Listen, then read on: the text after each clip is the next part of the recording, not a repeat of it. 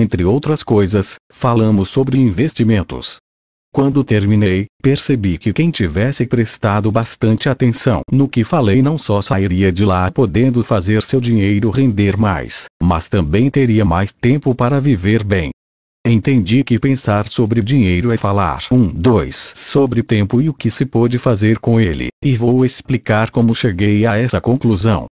No começo, falei sobre poupança, afinal de contas mais da metade da população ainda investe nessa modalidade. 31 Isso significa que 6 entre 10 pessoas que você conhece ainda mantém dinheiro guardado dessa forma. Em uma pequena lousa branca, demonstrei para os participantes da roda como a poupança funciona. Em primeiro lugar, é bom lembrar que existem 2 tipos de poupança, a antiga e a nova. Todos os aportes feitos até o dia 3 de maio de 2012 na poupança seguem a regra da poupança antiga, e todos os aportes feitos de 4 de maio de 2012 em diante seguem as regras da poupança nova.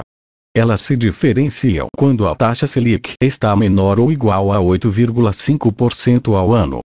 Exemplo 1. Se a taxa Selic estiver em 10% ao ano, o rendimento da poupança antiga 0,5% ao mês mais taxa referencial, TR.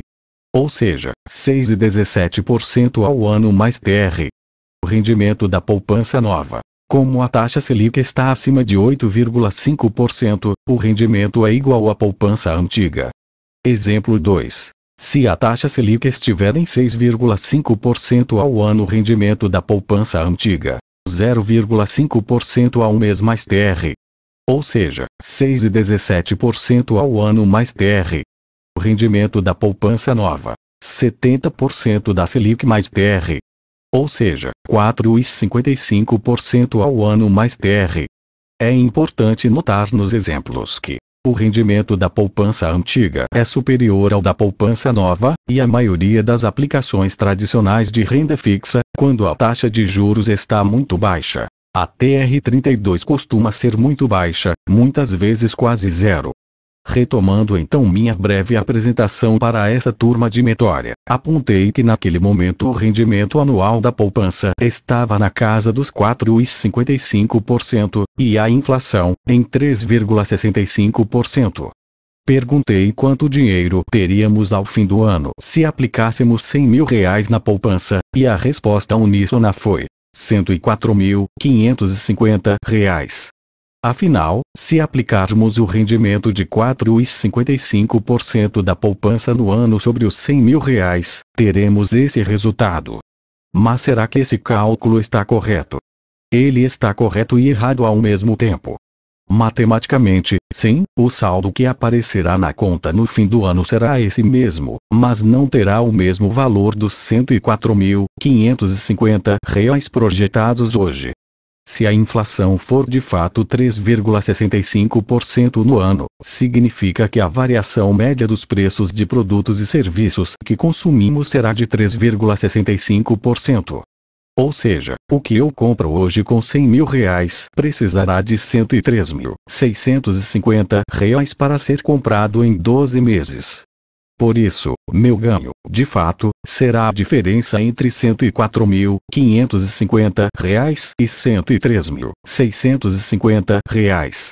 Assim, terei um ganho real de apenas R$ 900 no período, ou de 0,9% no ano, ou 0,075% ao mês.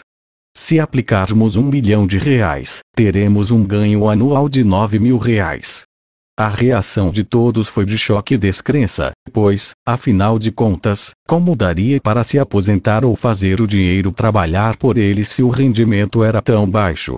Essa é a mesma pergunta que todos deveriam estar se fazendo, já que boa parte dos poupadores brasileiros segue apenas aplicando na poupança todos os meses. Agora, faça as contas. R$ 9.000 por ano representam R$ 750 por mês. Dá para dizer que, com R$ 1 milhão em conta, você pode se aposentar com tranquilidade ficando apenas na poupança? Para começar a introduzir para essa turma novas possibilidades de investimentos, apresentei a eles o Tesouro Direto. Falei dele algumas páginas atrás quando tratamos do fundo de emergência, ainda no pilar gastar bem, e adiante teremos outros detalhes. Mas é importante entender que o Tesouro Direto apresenta diversas opções de títulos, com características e objetivos diferentes. O mais tradicional deles é o Tesouro Selic, que é a aplicação mais conservadora do Brasil. Ele tem por característica um rendimento em linha com a taxa básica de juros do país, a Selic. Só que, ao contrário do que a maioria sabe, não existe apenas uma taxa Selic. Não iremos entrar em muitos detalhes, mas em termos gerais ela se divide em Selic Meta, aquela estipulada pelo Comitê de Política Monetária, Copom, e a Selic Over, sempre um pouco menor, obtida a partir do financiamento no mercado interbancário lastreado em títulos públicos. O rendimento do Tesouro Direto Selic se baseia na taxa Over. No dia da minha apresentação, em junho de 2018, a Selic Meta estava em 6,5% e a Selic Over em 6,4%. Ora, se o Tesouro Selic rende 100% da Selic Over, então a rentabilidade no ano será de 6,4%. Diferentemente da poupança, que tem isenção de imposto de renda para o investidor pessoa física até certo limite, no Tesouro Direto existem descontos do IR, conforme já apresentado no pilar 1 deste livro. Ou seja, se o resgate for realizado depois de um ano, seu IR será de 17,5% sobre o lucro.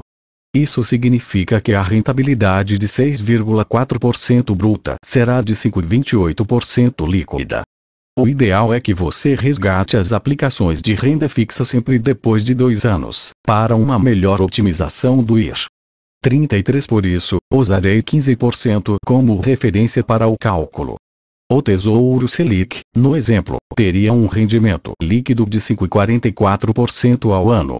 Se retirarmos a inflação de 3,65% no ano, teremos então um rendimento real e líquido de 1,79% no ano, arredondado para 1,8%. A conclusão é que, se na poupança o rendimento é de 0,9% ao ano, real e líquido, e no Tesouro o rendimento é de 1,8% ao ano, real e líquido, a rentabilidade que conquisto em um ano no Tesouro é muito próxima à encontrada em 2 anos de poupança. A cada 10 anos aplicando no Tesouro, tenho um rendimento semelhante ao de 20 anos aplicando na poupança. É esse o poder de aplicar melhor. Não é só dinheiro que ganhamos. É tempo. Quanto antes, melhor. Nunca é tarde para começar a investir melhor, mas, quanto mais tarde isso é feito, mais caro fica se aposentar. É como se você chegasse numa loja e tivesse dinheiro para pagar à vista. Quanto maior a entrada, menores os juros e maior o desconto. Pense na sua aposentadoria como um produto que você financia. Quanto maior a entrada, menores ficam as prestações. No Brasil, há uma peculiaridade que pode ser benéfica a você, dependendo de seu nível de maturidade como investidor. Há algum tempo não era necessário muito conhecimento, mas apenas dinheiro disponível para investir bem, pois as aplicações tinham barreiras de entrada maiores aos pequenos investidores. Hoje, no entanto, precisamos de informação, pois é possível acessar uma gama imensa de produtos, mesmo com poucos recursos. Quase nunca paramos para fazer conta, mas vamos entender, com uma analogia simples, o que acontece.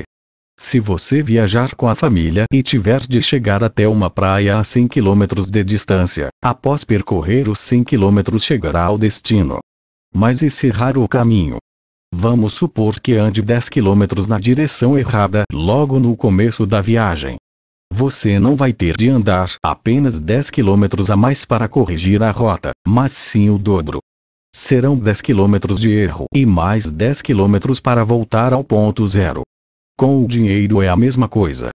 Em uma simulação simples, se você investe R$880 por mês de forma disciplinada, chegará a R$1 milhão em 30 anos, caso consiga uma taxa de 0,55% de rendimento ao mês. Mas o que acontece se você passar o primeiro ano, apenas um em 30 anos, sem aplicar os R$880 mensais? você vai ter deixado de aplicar R$ 10.586,40, mas chegará ao fim do período com R$ 924.000. Ou seja, por 1 ano de aplicação, você abriu mão de quase R$ 80.000 no futuro. E o que isso significa? Que você deve começar desde já. Esse é o preço do dinheiro no tempo. Tome cuidado, não postergue sua decisão e comece agora. Se ainda não está convencido, preciso, então, lhe contar mais sobre o CDI. Como falamos no primeiro capítulo, o CDI é o Certificado de Depósito Interbancário, uma taxa muito importante para estabelecer um parâmetro aos rendimentos das aplicações de renda fixa. Quanto maior o CDI, melhor para as aplicações de renda fixa pós-fixadas. 34. Quanto mais alto ele for, maior a rentabilidade das aplicações conservadoras, aquelas que não exigem muito estudo. Há algumas décadas, o CDI era absurdamente alto. Não precisávamos pesquisar muito, pois qualquer aplicação de renda fixa fazia o capital dobrar muito rápido. No passado, demorávamos 4 anos para dobrar os rendimentos em renda fixa, mas hoje são necessários quase 20 anos. Para ilustrar como era mais fácil dobrar o capital investido no passado, comparei o que acontecia com o CDI em 2 ocasiões. Em 1997, a taxa anualizada era de 41,17% AUA, o que exigiria 25 meses de aplicação para dobrarmos o capital. Já em 2017, a taxa foi de 6,99% AUA, exigindo que a aplicação ficasse ali por 124 meses para dobrar de valor. Veja o gráfico a seguir, com dados do Instituto de Pesquisa Aplicada, IPEA. Cada ponto na linha preta representa a taxa mensal do CDI. Perceba que há um padrão aqui. Uma hora é maior, outra menor, mas a taxa está em uma tendência de declínio. Isso significa que a cada mês o CDI está com um rendimento menor. E como isso impacta seu bolso? Simples. Hoje precisamos fazer um esforço maior para manter a rentabilidade de nossa carteira em patamares interessantes. No passado, qualquer CDB ruim de banco poderia nos prover mais de 1% de rentabilidade líquida ao mês.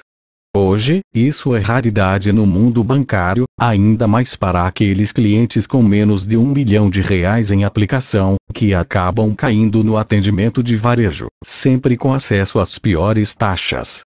Conheça os tipos de contas. Conta varejo. A conta varejo é aquela básica, oferecida pelos bancos ao grande público, sem separação por renda ou inclusão de atendimento com muita exclusividade. É um estilo de conta que, em teoria, tenta ser mais prática e incentiva operações no ambiente online. Para este perfil, não são disponibilizadas uma assessoria financeira ou consultoria de investimentos de qualidade. Este público muitas vezes recebe ofertas de produtos de baixa rentabilidade, com taxas elevadas. Mesmo em sua versão mais simples, ser correntista de algum banco no varejo pode garantir alguns benefícios, como desconto em ingressos para o cinema, teatro e restaurantes. Na grande maioria das vezes, porém, estas amenidades não justificam o valor de manutenção cobrado por estas contas. Como as taxas são altíssimas, esses clientes acabam por vezes sustentando os subsídios recebidos pelos clientes com maior patrimônio no banco. Contas Premium. Voltadas para o público com renda um pouco mais elevada, a conta Premium é para aquele cliente que não utiliza serviços apenas para pagar contas, mas possui capital para começar a investir. Para esses clientes, o banco já começa a oferecer alguns diferenciais, como agências exclusivas sem filas, café fresco e ligações diretas com um gerente exclusivo. O serviço continua falho na oferta de produtos, com taxas elevadas e um retorno aquém do que a conta exige de patrimônio para o cliente. Entre os privilégios, está o acesso a taxas de juros um pouco menores, até porque este perfil de cliente possui um patrimônio que dá mais garantias ao banco. Conta Private. A conta do estilo Private é para poucos. São oferecidas, em média, para quem tem pelo menos mais de R$ 5 milhões de patrimônio. O banco, neste caso, se torna muito mais cuidadoso ao lidar com o cliente, com a oferta de investimentos realmente competitivos. Mesmo assim, é preciso atenção. É comum o cliente acreditar que, sendo private, encontrará taxas melhores que as de mercado, mas o problema é que o banco lhe dará poucas opções de aplicações. Muitas vezes, o que fideliza o cliente private são apenas os mimos, como um cartão de crédito com um interessante conversor de pontos de programas de fidelidade e outros presentes, como ingressos para corridas de Fórmula 1, pacotes especiais de viagens e participação em eventos. Ainda assim, nessa categoria de atendimento existe um diferencial competitivo muito forte. Efeito manada. Quem nunca, ao caminhar na rua, se deparou com alguém olhando para cima, observando algo que parece estar distante, e instintivamente olhou para cima também para saber do que se tratava. Se a rua está movimentada, pode ser que em poucos minutos um pequeno aglomerado de pessoas esteja olhando para cima, mesmo sem fazer a mínima ideia do porquê. Talvez quem iniciou o gesto nem esteja mais ali para explicar o que estava acontecendo. Se você fez algo sem pensar muito bem no porquê, apenas porque viu que outras pessoas estavam fazendo, agiu sob o conhecido efeito manada. É difícil, em determinadas situações, não ser influenciado por uma massa, mesmo que na hora isso nem seja percebido. Quando falamos de mercado financeiro e de bolsa de valores, é quase impossível não tratar desse tema. Apesar de a maioria das pessoas ter uma ideia de que quem investe em renda variável toma decisões sempre muito racionais e baseadas em contas e fatos reais, a verdade é que só o efeito manada explica por que investidores, repetidamente, compram ativos quando eles estão em alta e os vendem na baixa, sendo que essa atitude geralmente resulta no pior retorno financeiro possível. Um exemplo clássico do efeito manada é a atitude tomada por João, um investidor fictício, tipicamente conservador. Durante toda a vida, João só investiu seu dinheiro em aplicações de títulos do governo, mas, como a taxa de juros começou a cair, seus rendimentos minguaram. Insatisfeito, João decidiu acompanhar os jornais para tentar antever quando a taxa de juros voltaria a subir de novo, 35, pois isso devolveria rentabilidade a seus investimentos. Nos jornais, porém, só se falava de outra coisa: ações. Ele pensou: isso é o que está dando dinheiro agora.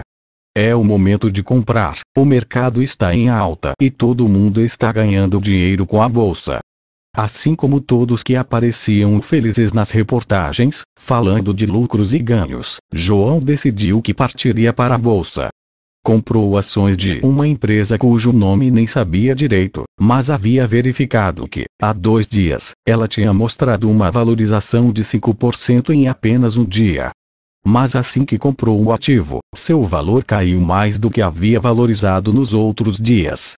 Com medo de perder todo o seu dinheiro, pediu um resgate das ações, arcando com um prejuízo de cerca de 9%.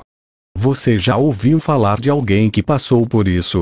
Talvez o exemplo mais icônico do efeito manada tenha sido o que aconteceu com MNDL3, as ações da Mundial, empresa no setor de tecidos, vestuário e calçados, conhecida por vender alicates de unhas. No dia 6 de abril de 2011, as ações dela começaram o dia, sem motivo aparente, com um aumento súbito de 12,5%, fechando o pregão com alta de 24,31%. Ou seja, seu valor saltou de R$ 28,26 no dia 5 de abril de 2011 para R$ 35,14 no dia 6 de abril de 2011. A alta era impressionante, mas nada perto do que aconteceu depois. Vale lembrar que as ações dessa companhia não tinham muita liquidez antes, mas, ainda assim, no dia 1º de junho de 2011, quase 2 meses depois, seus papéis valiam R$ 130,89. Estamos falando aqui de uma alta de 363,16%. Nesse patamar, as pessoas já não se importavam com os fundamentos da empresa, que, aliás, terminou o ano de 2011 com um prejuízo de quase R$ 39 milhões. 36 Eu já operava no mercado e via muitas pessoas com a convicção plena de que, se comprassem ações de MNDL3, aumentariam em 10% seu patrimônio em apenas um dia. Mas consegui controlar minha gana e não me movimentei. No dia 11 de julho daquele ano, um mês e alguns dias depois, as ações bateram o valor de R$ 958,78.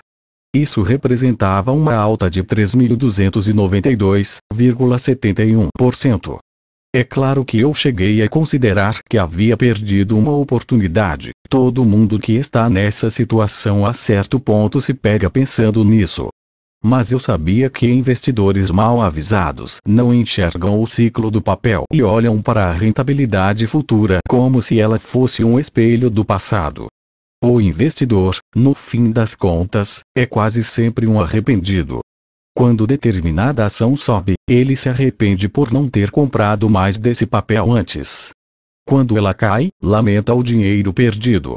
Quando não faz nada e vê outros ganhando dinheiro, se arrepende de não ter investido naquele determinado ativo.